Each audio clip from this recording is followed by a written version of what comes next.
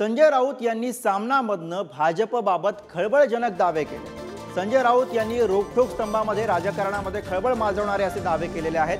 गडकरींच्या पराभवासाठी मोदी, शहा आणि फडणवीसांनी प्रयत्न केले असा दावा संजय राऊतांनी केलाय। गडकरींच्या पराभवासाठी फडणवीसांच्या रसदीचा राऊतांनी आरोप केलेला आहे। गडकरींचा पराभव होत नाही लक्षात आल्यावरती फडणवीस प्रचारामध्ये उतरले असं सुद्धा संजय राऊतांनी म्हटलंय। शहांच्या हाती सत्ता आली तर ते योगींना घरी पाठवतील असा दावाही राऊतांकडून करण्यात आलेला आहे।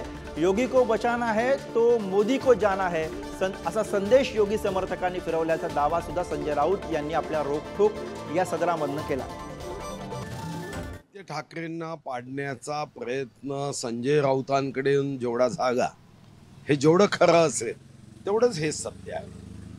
माननीय उद्धव ठाकरेंना मुख्यमंत्री पदावरून हटवण्यासाठी संजय राऊत यांनी प्रयत्न केला हे जेवढं खरं असेल तेवढंच हे खरं आहे। खरं तर खोटं बोलण्याची सुद्धा एक मर्यादा असते, पण दुर्दैवाने ही सवय आता व्यसनामध्ये बदलली आहे। रोज उठायचं, खोटं बघायचं। सुधीर मुनगंटीवार यांची संजय राऊत यांच्यावरती ही बोचरी टीका।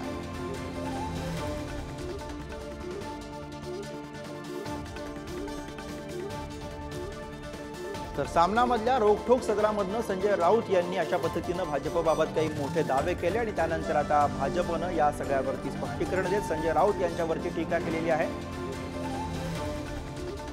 गडकरी यांच्या पराभवासाठी मोदी, शहा आणि फडणवीस यांच्याकडनं प्रयत्न झाले। फडणवीसांनी गडकरींच्या पराभवासाठी रसद पुरवली असा दावा सुद्धा संजय राऊतांनी केला।